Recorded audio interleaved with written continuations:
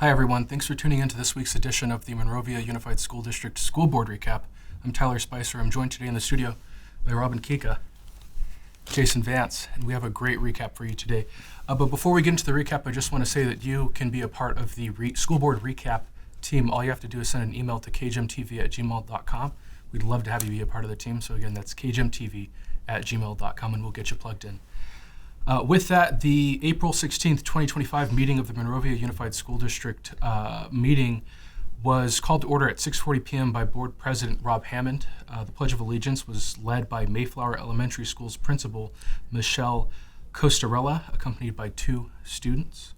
From there, they had the roll call and closed session report. All board members were present. Student board member Emily Briano and Superintendent Dr. Paula Hart-Rodas were also present, along with the district's assistant superintendents. In closed session, the board discussed critical confidential matters, including collective bargaining with CSEA and MTA, the discipline or release of employees, and the superintendent's evaluation, while no reportable action emerged from the closed session. 7 minutes and 57 seconds into the meeting were the board member and superintendent reports. Board Vice President Maritza Travani opened the segment by sharing a Monrovia High School alumni update, which I didn't really get too much information from it. So Jordan Radnati is her name. Jordy she's better known as. She started her music career in, I think, Clifton's marching band, they said, and then continued into the high school marching band.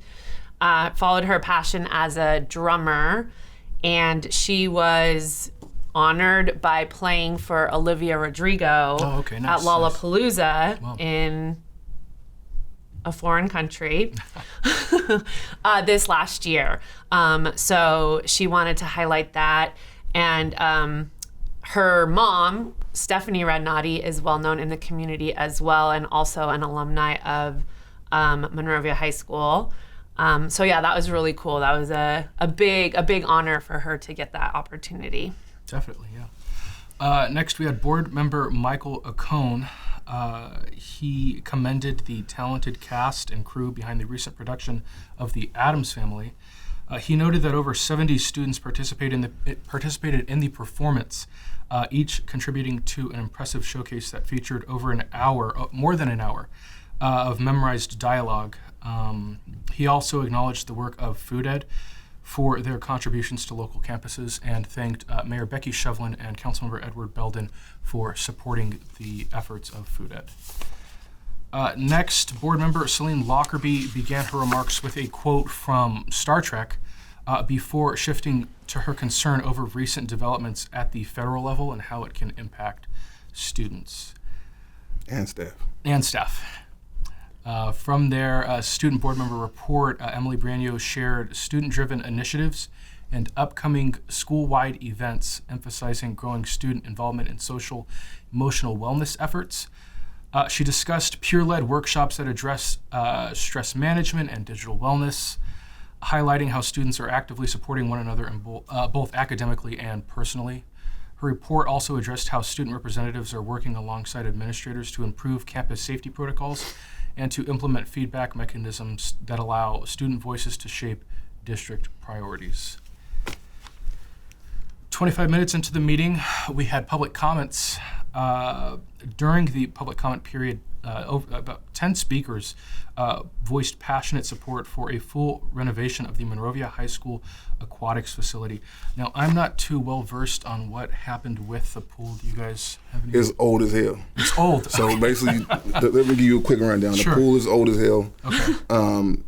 Hasn't been renovated since like 1980. Oh, wow. Okay. And so basically it was going to get shut down by the Department of Health. Oh, wow. So the school shut it down. It is shut down. It is shut down. Okay. It is shut down. So yeah, so it was actually, kids were actually getting hurt in the Oh. pool. Like they were getting scraped up and cut because it was so old. Wow. Right? Yeah, it needed repairs beyond what was feasible or capable, and it just got to the point where the repairs, I think, got beyond what they were capable of, and so the health department came in and was basically like, you need to update all of these things or we'll shut you down. So they just opted to shut it down preemptively. And so the school has been without a pool at least for this school year. which means their sports programs have been impacted. They've been having to either go to, I think they started out at San Marino High School Now they're for in Duarte. practices, and now they're at Duarte High School for practices.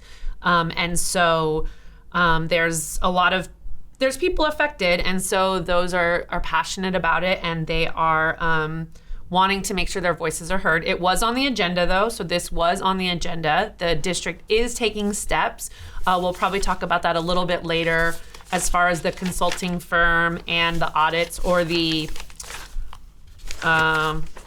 review that they're going to do to find out what it's going to cost. I think they've already said it's already gone up to a little over $3 million just from when they last talked about it. And so that's kind of the issue, as always with construction, is Tariffs.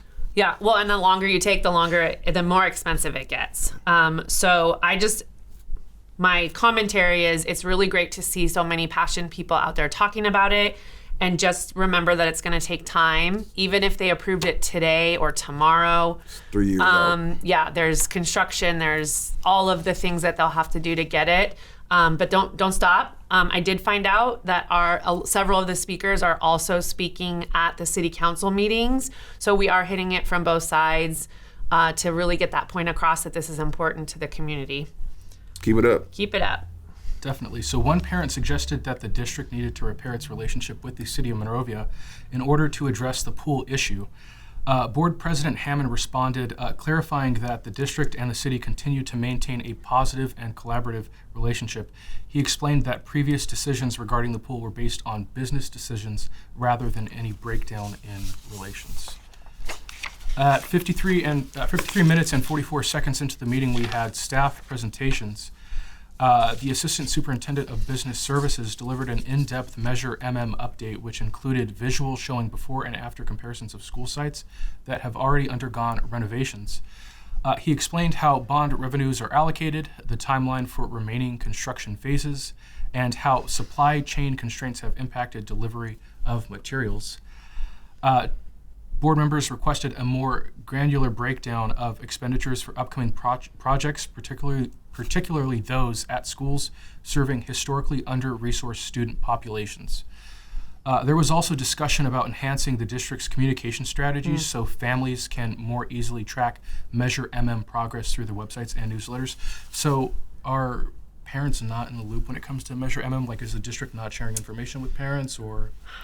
I think they're in the loop. Like, you have to want to be in the loop. You understand? Got it, okay. If you're not paying attention, then you won't be in the loop. They're not gonna go all out and say, "Oh, this is what we're doing every step of the way." But if you're paying attention, you can find out what's going on. And I mean, I think, again, if you're not watching board meetings, if you're not going to these oversight council, if you're not putting the effort in to find out what's going on, they consider what they're doing their effort in communicating. Right. It's up to you to turn it on and listen. I think there are occasional things. We have a system now called Parent Square, which is like one of those all-call blast sort of communications that they will occasionally put information in. I do think that for at least the last couple of years, communication has been Horrible. Yeah, a key focus on what people are needing more of, and whatever that looks like. Maybe it is more aggressive, sending a flyer to your house, or I will say that Miss Hart Rodas I think she's been on it as far as communication.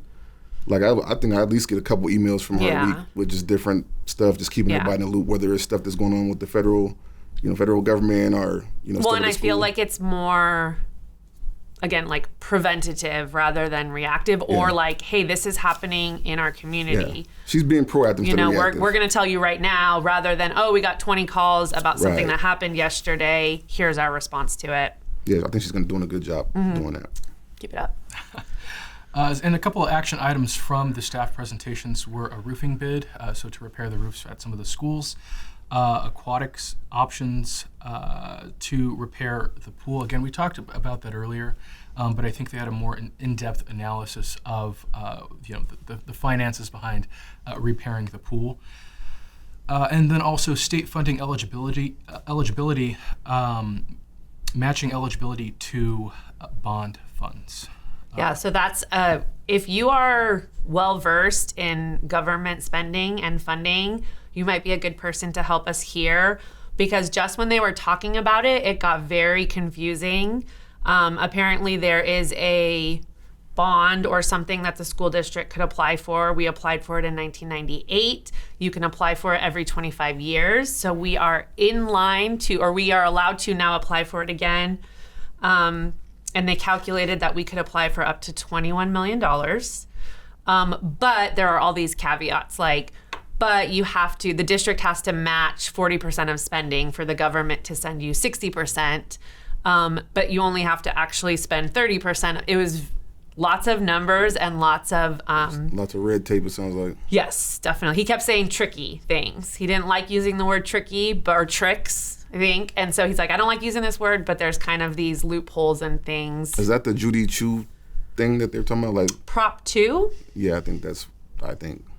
I don't know. So anyway, it sounds like we are in the right place at the right time to start at least being able to request some of these funds that might make some of these things possible again. Definitely, yeah. At an hour and 25 minutes into the meeting was the consent agenda approval. Consent items were swiftly reviewed and approved. These included a final special education settlement that provided academic remediation, counseling, and legal services for a student valued at a little over $19,000. A contract renewal with Language Testing International to assess students in Mandarin and Spanish dual immersion programs, allowing the district to meet biliteracy standards.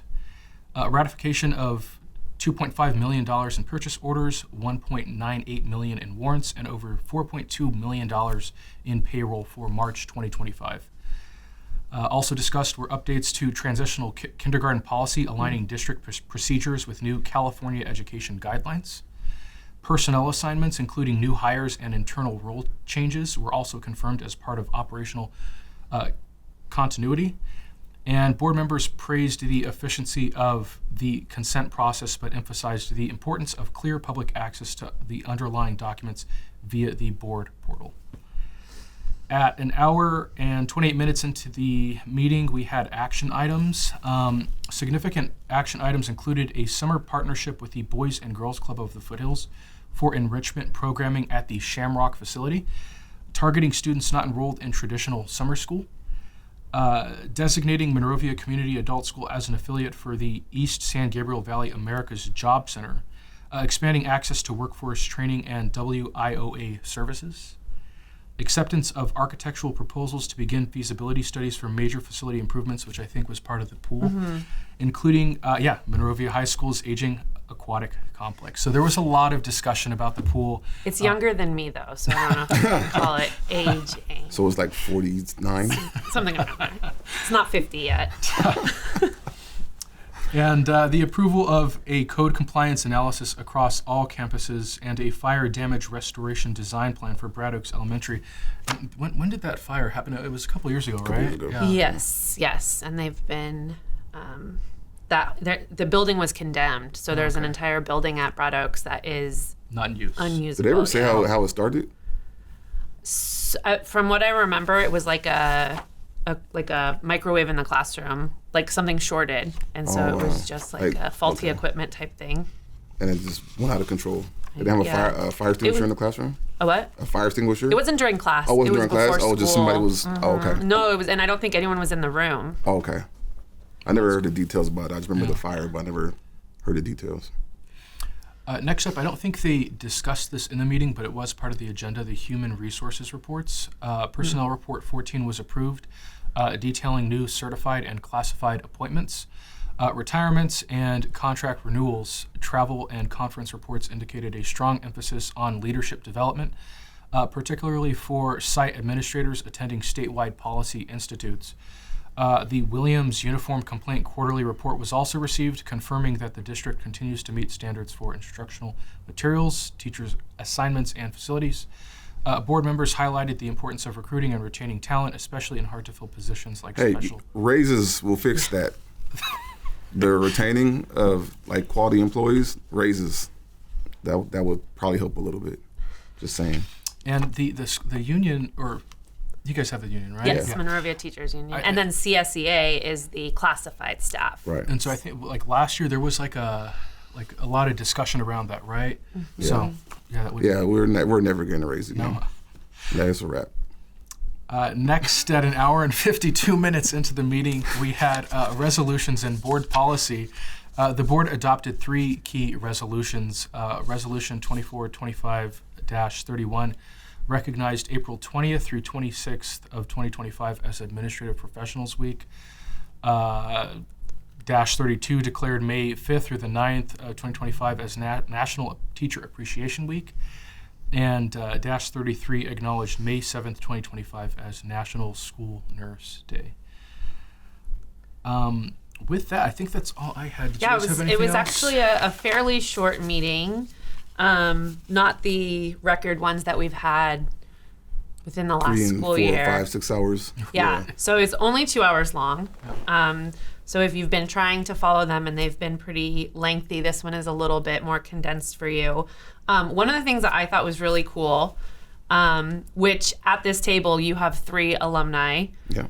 So I think for those of you who don't know, maybe people who are not from Monrovia, didn't graduate from Monrovia, there is so much carryover and regeneration in Monrovia. We talked about Jordan Radnati.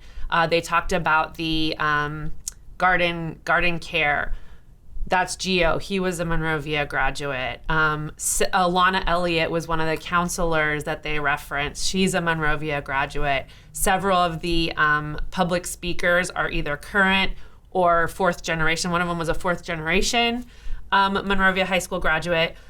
But we're in a community that cares about this community and continues to give back to this community through our families and through our participation.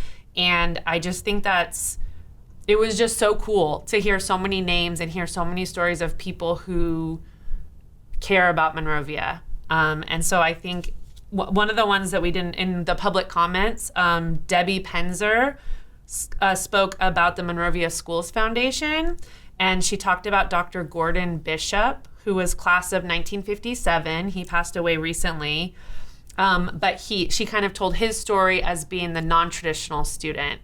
And he created a scholarship for the kid that maybe doesn't do great in high school and goes to a 2-year community school because that's who he was.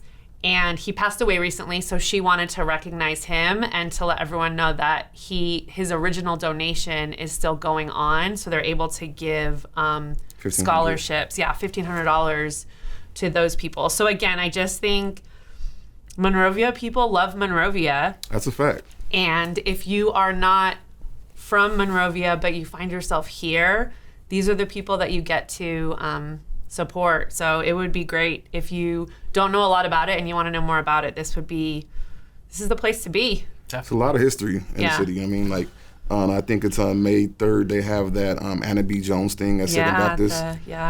Which is crazy because I didn't even know that story. Yeah. And I found out that my great-grandmother founded that club, the Anna B. Jones Club. So I'm going to go to the thing on May 3rd and check it out. And they're going to put grave markers on her and her sister's graves. So it's going to be cool. Yeah, a lot of people who are proud to be Monrovians. We just want to see the city in good hands. I think on the school board level and on the city level. You know, because we like you said, we care about the city. Mm-hmm. So, and you know, on a side note, I think again the best way you can show appreciation to teachers is by paying them. You know what I mean, just put that out there. I won't disagree with that. Yeah, that'll be a good start. Figure it out. The next school board meetings, we're obviously getting to the end of the school year, so the next meetings are on May 7th, May 21st, and June 11th. The meeting was adjourned at 8:40 p.m. So with that, thank you guys for being here, and we'll see you on the next episode. Take care.